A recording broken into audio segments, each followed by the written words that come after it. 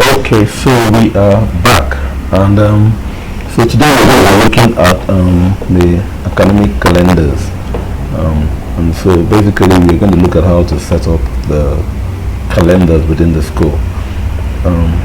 The academic calendar basically encompasses everything that has to do with the timelines within the school. Basically, we're talking about things that have to happen at specific time interval, and basically how we set them up. We know that different activities occur within the life cycle of an academic term in a school, and we need to be able to keep track, and adequately manage those activities. And so that is what the academic calendar is meant to help you handle. So we'll start with the academic activity, the calendar activities, and I've already opened the page here. I just from select sub calendar, I just clicked on the academic calendar and we're here already.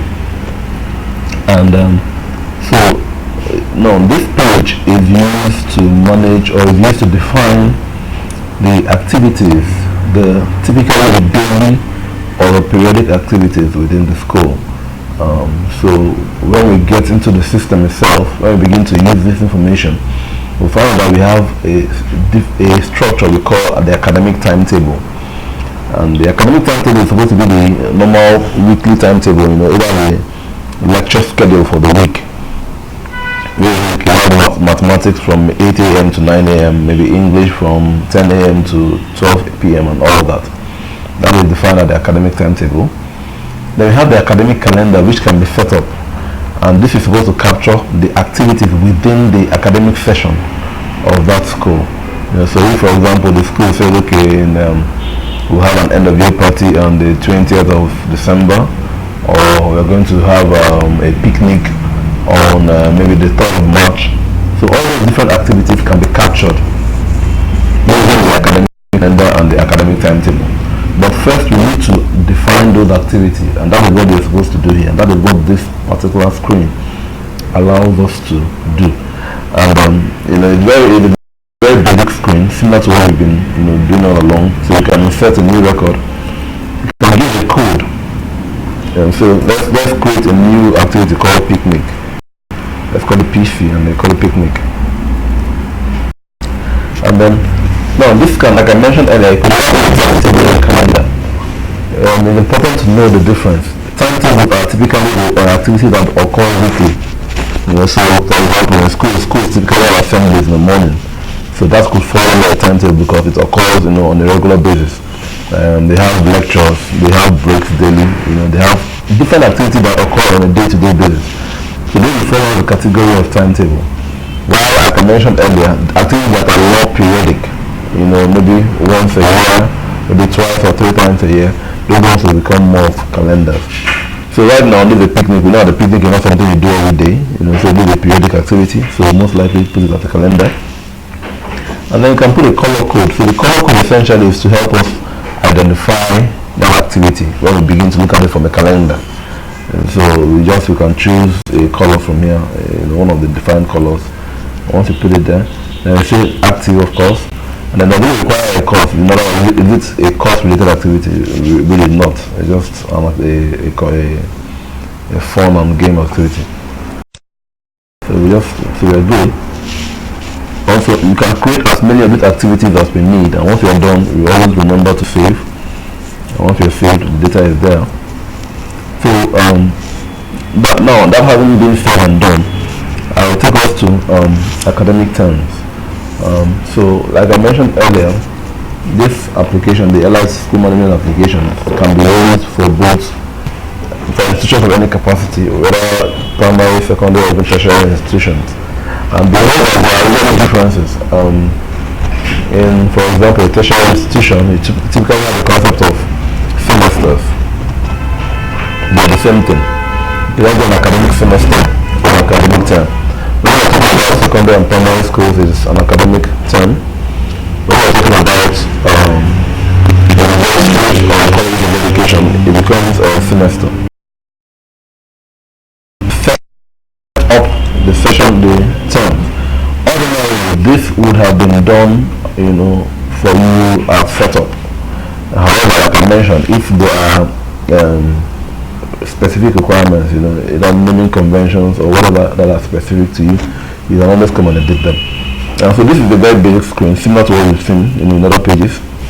And so let me just make it do some few explanations. So we have, like I always say, try to keep the node in order so that it forms a logical flow. So since this is the secondary schools typically have three academic terms: the first term, the second term, and the third term. And so we have created them here, and we have set the flags as active. Now, interesting field here called cumulative, and we have created a fourth term, which we have called cumulation term. Now, the fourth term, the cumulation term, is a special term. It's not an academic term in the sense of academia, but it's a term, and you can only have one cumulative term defined in the system. And basically, what it does is like a term of averages. So it's easier to explain when you're in a higher institution and you need to find out maybe the CGPA of that academic session. Typically the CGPA will probably be averages for that academic session. And so that information can now be stored in that cumulation term. And this is purely for reporting purposes. It has no implications within the system. Cumulation terms, not a term is specified as cumulative. You set a term as cumulative by enabling this checkbox. And once you've done that, then that term is not available for use within the application. Like I said, it's purely for reporting. So the system manages it in totality. And then usually there is the field called the missing term rule, and that is basically you're saying how should the system handle the cumulation when a particular term is not available. So say for example a student was admitted in the middle of second term, so obviously the student has does not have any record for first term, and you are basically saying how should the system handle the cumulation. And there are some interesting options there. When we open this, you can get an idea of what the options are. Firstly, you can see we're prorating it. In other words, we are saying, okay, just work with the two terms that are available. We can say we reject. In other words, we are saying, well, this record is not complete and we're not going to process it. We're not going to compute a cumulative for it. We could also say we should divide, in which case it will divide it by 3 or by the total number of terms, regardless of whether the person had a result available or not. So we said that the prorate allows us to, just like we explained earlier, the prorate allows us to, choose if number of terms the student attended as against the total number of terms, while the reject is just saying we should reject the whole computation.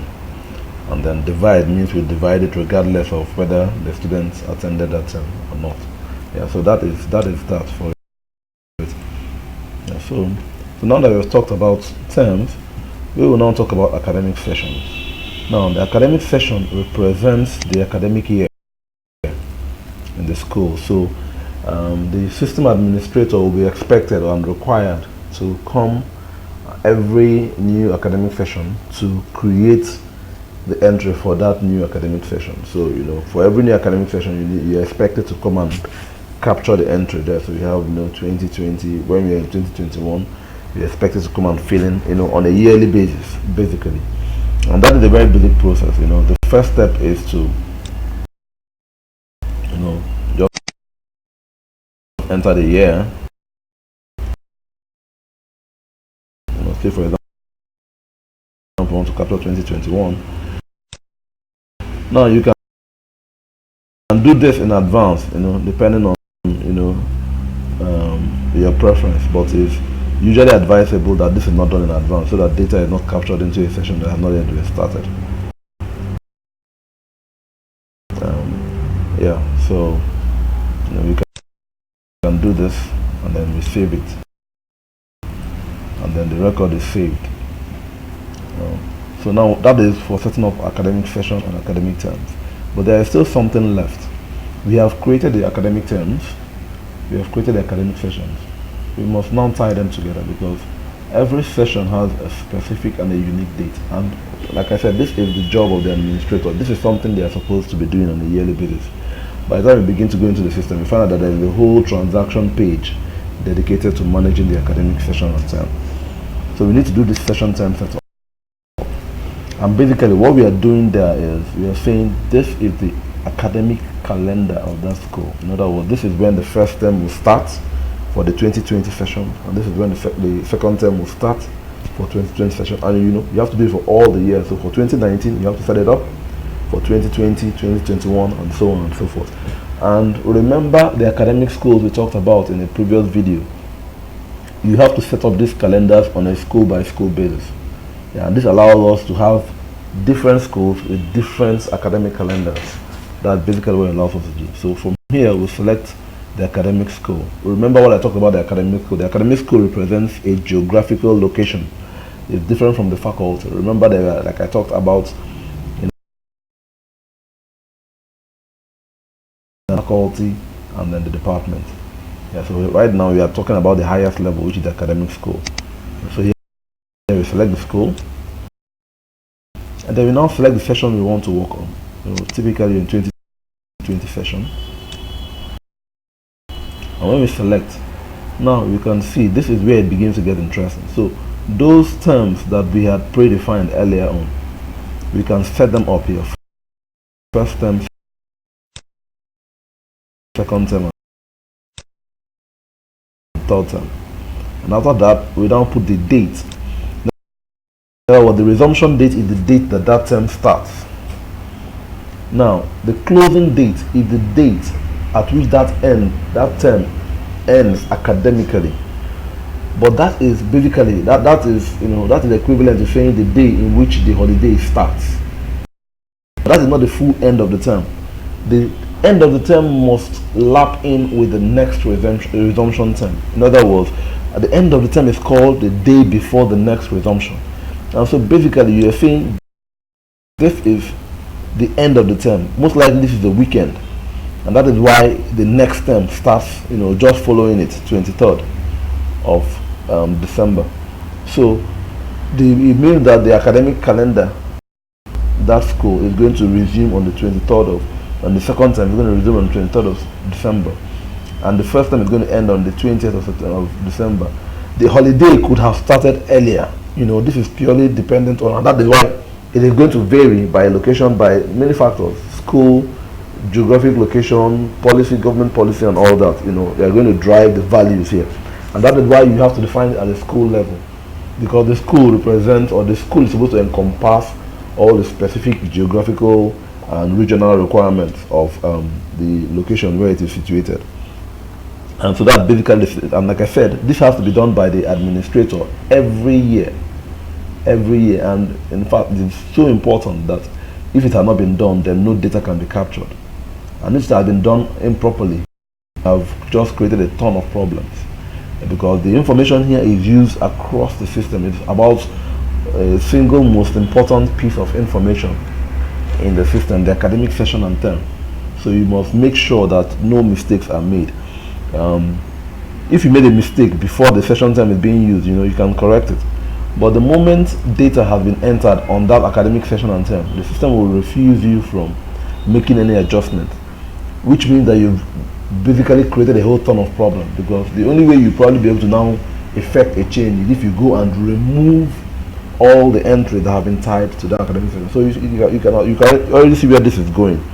There's going to be a whole lot of work down the line. So it's better to be safe than sorry. Like I always say, is you don't want to multiply your problems. So it's good to pay attention to those details. Very important.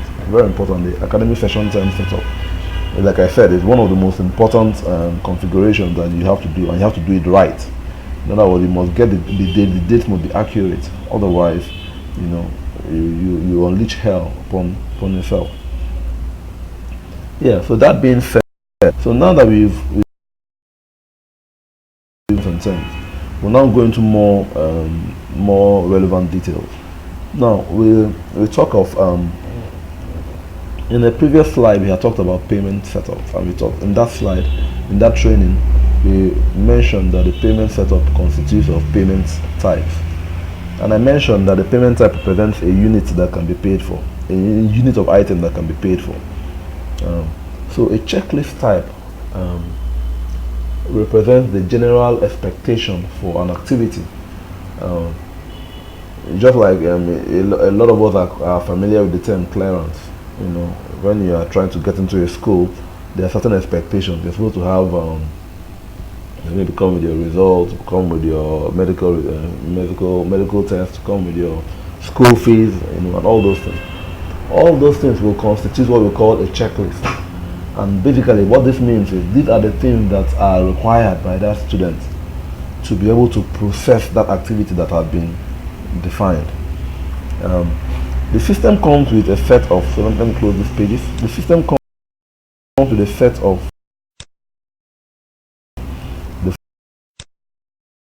defined checklist types. But it is important that we understand what the purpose of the checklist types are, so that we can better appreciate the work it does. So we'll just go in there, and now you can see there are a couple of activities that have been defined. So the first one is, and these are standard activities that will be available once, for every deployment they are available. Then you can either change them or adjust them or remove them if they're not applicable to your needs.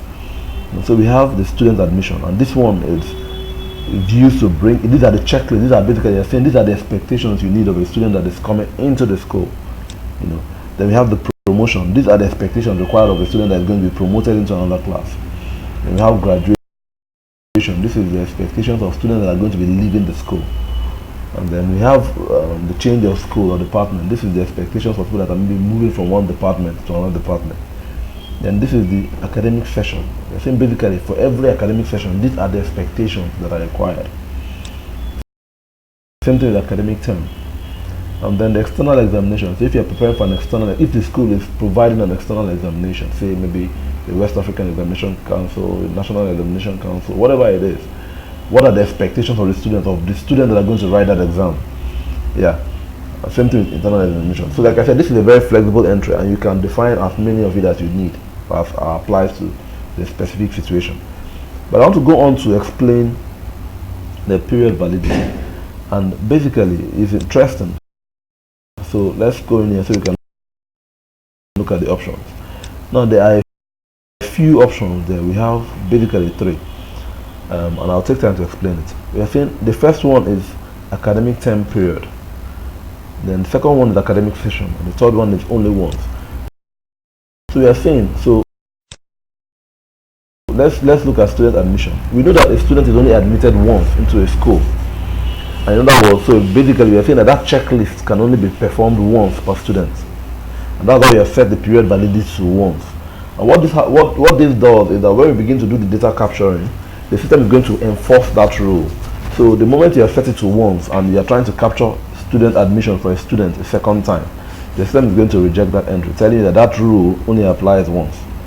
Now the second one is promotion, and we see that we have set this. I think this was even set up wrongly.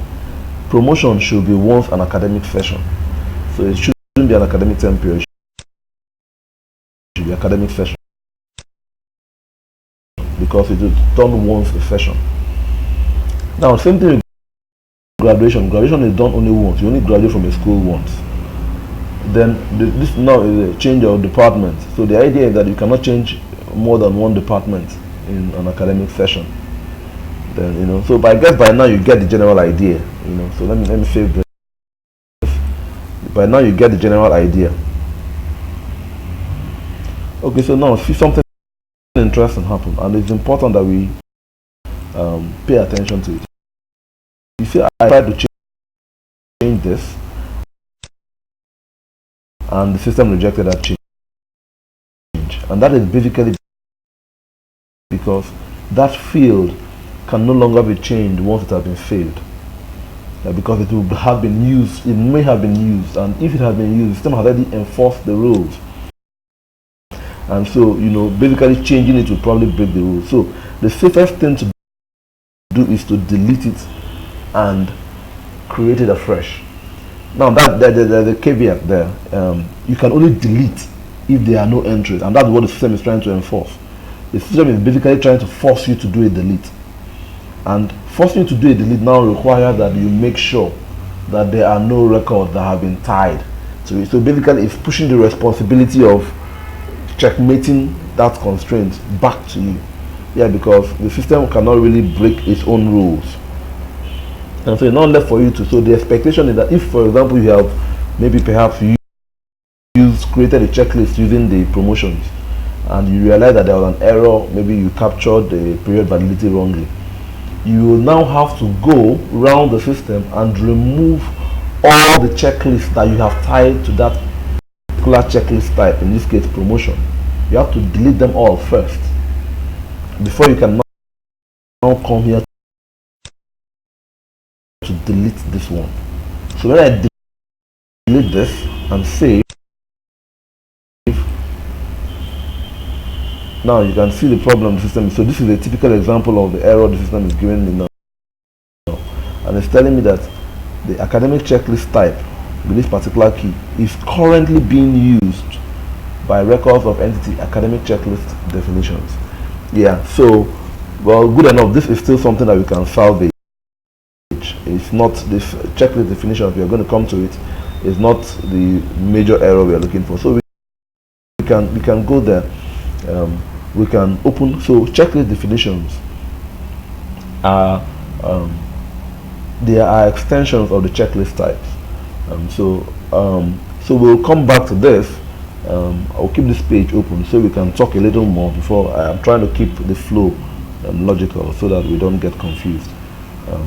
So next we're going to talk about the checklist item category. Now remember we just talked about the checklist type, and we said the checklist type is the broad concept of the requirements for an activity to be performed. Now we have to now define the specific requirements inside that concept. So we have said admission. You define the requirement as admission. This is the requirement for admission.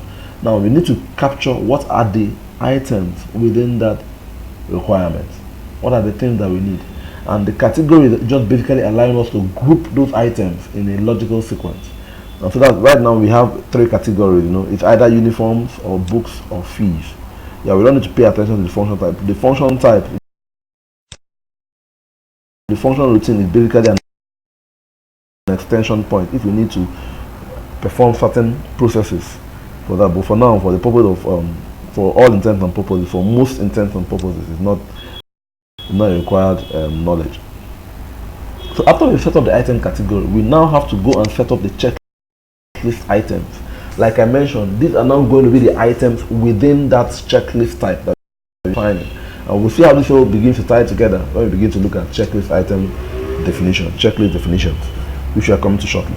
But basically, just like we saw in payment types, we set up the list of checklist items, and if you give them a code, 3-digit code, and then you have to select one of those item categories that we have defined. So if there's a category that is not here, you have to go and create a category and then specify here. So the system knows in advance what category of that item belongs to.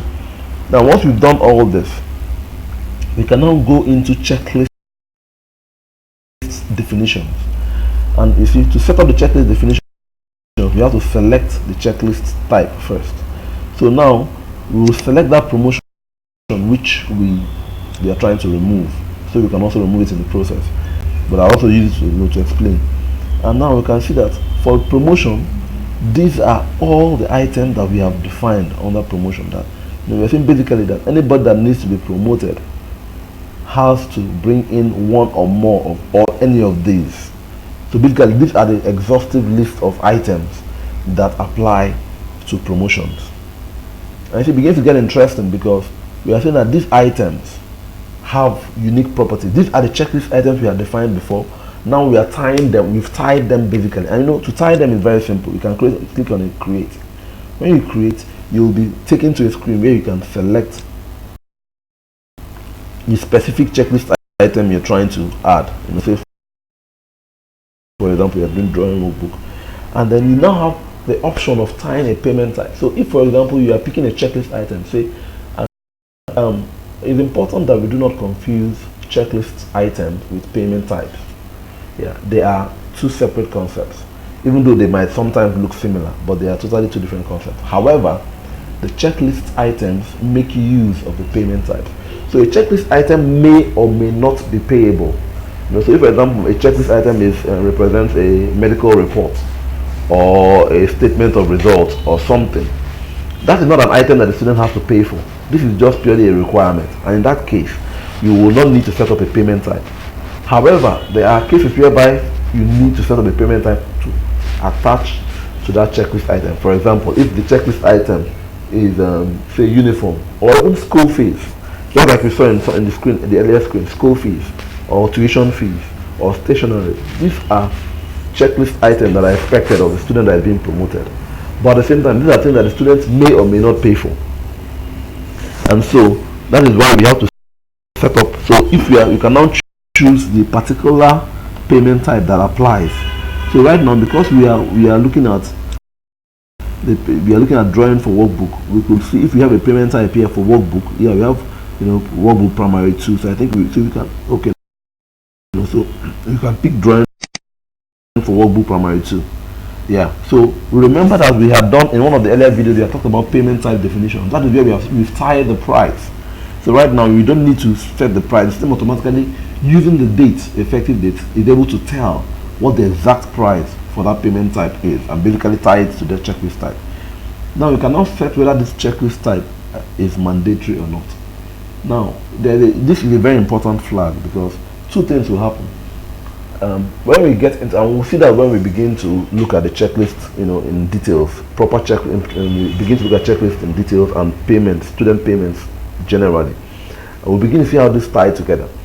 So, but in a nutshell, I'll just tell you that the student payments are managed automatically by the system. The moment you capture a checklist for a student, say for example promotion, it will automatically generate the entries based on what you have set up. And not only will it do that, any of the checklist types that have been flagged as mandatory here, like we have mentioned, will automatically generate payment advices for the students. In other words, if you are, for example, we are setting up school fees, and we said that school fees is mandatory, the system would automatically generate the student payment for school fees with the right amount, because we have set it as mandatory, and then set it as pending. In other words, it automatically becomes a debt that the student is yet to pay. And so once the student goes to his page, he will see that these are the things he's owing, and he can make the payment either through the integration with the payment platform or something. Yeah, so but that's how it works. So I'm just giving it to you in a nutshell. That being said, every other thing here is it's familiar information. We've seen the effective date. I've talked about the effective date and the end date in the previous video and how it works. So basically we are saying that this is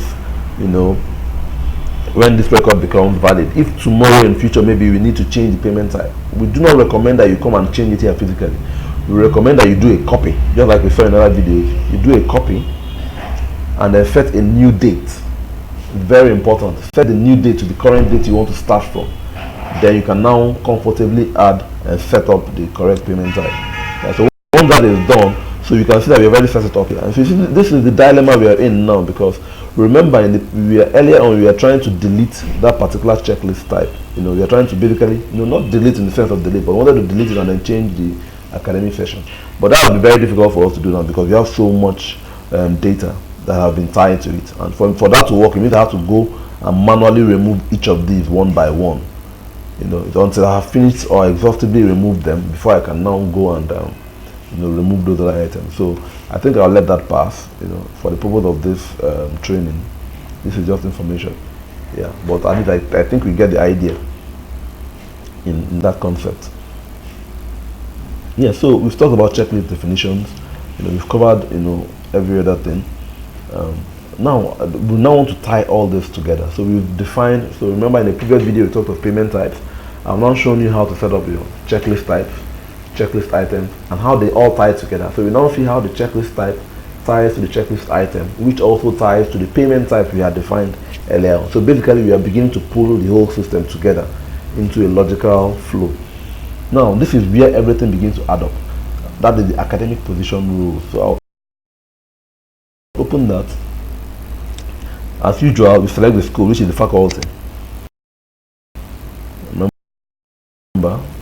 and then the department within that faculty, and we say select. And so it takes us to a screen where we can now begin to set up academic position rules. And so I think it deserves some introduction. So I want to start by explaining what the academic position rule is all about. The academic position rule is, I think, for lack of a better way to put it, the second most important piece of configuration that we need to do after the academic session term. I talked about the academic session term earlier on. So the academic position rule is the second most important, and it's also a very critical one because it drives basically a lot of things. And in a nutshell, what the academic position rule allows you to do is to set the actual prices and the expectations and the requirements for every level in the school.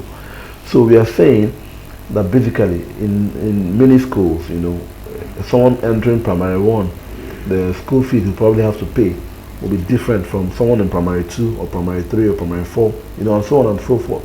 And the academic position rule allows you to capture in detail that expectation. That is the primary function of the academic position rule. And you can do that both at the level and even at the term, and program and discipline. And that's what we can see here. So we have, we can always create new ones. Remember, I've talked about all these buttons in previous videos. So, but for now, we can select an entry and click on the overview. If you want to see the historic changes of that record, over time. You can see it's only one. That record has only been modified once. But you can select, and it's giving us a summary of at the top here, something like a summarized view of the heading, and then the actual record is here. And so we can select this and say, for example, we'll come and modify, and things begin to get a bit interesting here. So yeah, we have the effective date and end date, which you're already familiar with. Because I'm in modify mode, all these are grayed out. Yeah. Then we can also set up the minimum and the maximum credit. Remember, we had the opportunity of setting that up in academic level. We can do that, or this is the correct place where that can be done, because this gives us the maximum flexibility. We can set up the minimum credit and the maximum credit. Like I mentioned earlier, it's basically you're saying, and this typically applies in the university, where you can say, okay, for this particular course, this is the maximum number of units, these are the maximum number of courses you can register for in an academic session. And then there's also a minimum number of courses you're expected to apply for that academic session to be valid. Yeah. And then we now begin to look at the checklist. So we'll start with the checklist requirement, and basically the checklist requirement is here basically telling us for each of the various checklist types we have mentioned in the past, in the previous slides, we want to specify if they apply to this current expectation. What am I trying to say? Now let's pay attention to this. We are setting up, if you look at the top here, we have already defined this because I did a modify. You see, you have already selected the school, the category, the discipline, very important, the program type. I've already talked about all this in the previous video. If we are not clear, let's look at the training on academic structures. I think that will give us a clear idea of what and how all this data has been set up. Then we look at the academic level, which is the current level, in this case JS1. And then the academic term, which is in this case, second term. Now, once we have set up all that, we now come to the checklist. Now, we are saying basically for admission, so anybody that, we are saying, what it means is anybody that is being admitted into JS1 in second term, these are the expectations. So you see, we have 5 of these expectations, and these are coming from the checklist definition that we tied. And then you can specify a quantity here. So we can add more. We are very flexible at what we can do. We can select this and choose, for example, promotion. So we are saying, even though we know it doesn't okay, no, not promotion, let's say new academic term, because this is second term. So this is a new academic term, and we know that some payments need to be made. So we are saying for every academic term, every second term, for anybody that is coming into second term JS1, what are the things you need to pay? You need to pay maybe school fees. This is an item, and it's just one item. Then you can set in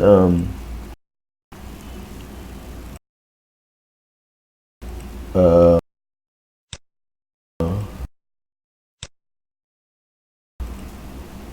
so say for example we are also doing maybe that same academic term, we can add in that and say maybe tuition fees, lesson fees. We pick the code, we put it one as well. Now there's an interesting field here. There's a custom error. So this is a way to enforce a disapproval. Basically, all along we have been talking about how to add or put the requirement for. So for in this case now, we are setting up the requirement for a new academic term in JS1. You see, we are mixing them both. We are both for students admission and the academic term. We are putting them in the same list. The system would filter out depending on the requirement. So when we are trying to create a student admission, the system will automatically pick only those for student admission. When we are trying to now set up academic term, the system is going to pick only those for academic term, and so on and so forth. So for all the other checklist types that we can add in here, the system will be able to filter them out based on the usage. So when we begin to use the checklist type, the system will come here to pick the corresponding ones and then use it to enforce the rules. Now, there might be a case in which, for example, we do not want a student to be admitted in say third term, because we know that our third term is a bit too late for a student to enter. That is what the custom error allows us to do. So in another video, we'll talk about we'll look at the setup of the custom. In a previous video, we had talked about the setup for custom errors, where we can create an arbitrary error code and assign it a message, a description, basically a description of that error code. Once we've defined that error code, we can now come and select it from here. So I think we have defined one in the past, and error code. So basically this says you cannot admit a student in second term. Now say for example this was the error message I was trying to put. I'll just attach it to the particular activity. In this case now, student admission. I can just select any of them here and attach it there. And then what happens is that when we are now trying to admit a student, the system will automatically detect that we have said that admission in second term for JS1 is not allowed, and will then throw this error to the user. So the system will basically not allow you to complete that operation. So this is a way of the administrator enforcing an organizational requirement. So if for example the head of the school or the administrative council of the school decides that we no longer accept students in JS3, because at that time it's already a bit too late and they are preparing for the exams and we need people that we are sure of and all that, then it becomes important that there's a way to enforce that, so that somebody does not go and accidentally hire or bring in a student into the school at in the wrong interval. And so this is used to enforce that. So this guy would throw an error, based on the error code, would show that error message to the person, reminding them that you are trying to break a rule in the system. Now, at the point of setup of this error code, you can actually tell whether you want this error code to be an error or a warning or just informational purposes, and the system will allow you accordingly. If it's, like I mentioned earlier, if it's a warning, then the system will throw the error, but you have the opportunity to override it. However, if it is an error, then you can't override it. It will just throw you out. Yeah. So that is the checklist type. Now I mentioned something earlier, that what if we wanted to set a different price? Because if you remember when we are setting up the payment definitions, so remember how we had come to this point. At some point we set up payment types. After we have set up the payment types, we set up payment definition, which was basically setting the price on the payment types. Now, after we have set up the payment types and the payment definitions, we now went to the academic checklist types. We set up academic checklist types. We set up academic checklist items. Then we now created academic checklist definition, where basically we tied the academic checklist type to the checklist item. And in the process of tying those two together, we also tied in the payment type, basically saying for that particular checklist item, this is the payment type that should be used. However, we want to be also able to set a different price, because you see, the payment type, the price we set for the payment type will be once. It applies to everybody, regardless of your class. But that might not be what we want to do. We might want to be able to separate the prices based on different classes, and that's what we're able to do here. So basically here, we are able to override the price of the payment items by currency. So if, for example, the price of uniform was maybe say 40,000, defining the payment definition. We can come in here and override that price and say, okay, yes, we know that it was initially 40,000, but for people that are coming in for the, in this particular session and term in GS1, we want to collect 30,000 from them, and so you can override all that here. And so whenever the data is being pulled up, the system is going to use that override to reflect the cost. Yeah, so very important. It's very important to understand how this works, and so we can provide very good feedback in this. So with this, I think we've rounded up. So okay, I think we still have one more. We can talk about activities, the timesheet activity. So this basically allows you to set up. This is typically for the class teachers. They are trying to set up their timesheet and their activities. Right now, we haven't captured in anything. What it basically is a very basic data, just code and name, and it's used for filling in the timesheet for the teachers. When we begin to look at attendance, and yeah, that basically you're trying to evaluate the teachers. That's where it really comes in handy. Yeah. So I think with this we have come to the end of the setup for the academic calendar. Like I said, like I always say, practice makes perfect. Yeah, this is gradually the complexity is beginning to rise. But I'm hoping that you have been following so far, and if you've been following so far, and you find that these are very similar and easy, and the moment you understand them, it's a wonderful thing. You can see that the concepts add up. So the moment you understand the concept, whether it's time constraints or the time validity or whatever it is, you see that it adds up to that knowledge because you begin to use it in every other place. And once you understand it in one place, it applies in every other place. You will see it most effectively when we begin to look at the student details and the records. Yeah. Okay, so with that, I would say we'll come to the end of this training. Like I always say, practice. You can always get better. Find out new things, and maximize the effectiveness of the system only by practicing, really. All right. So.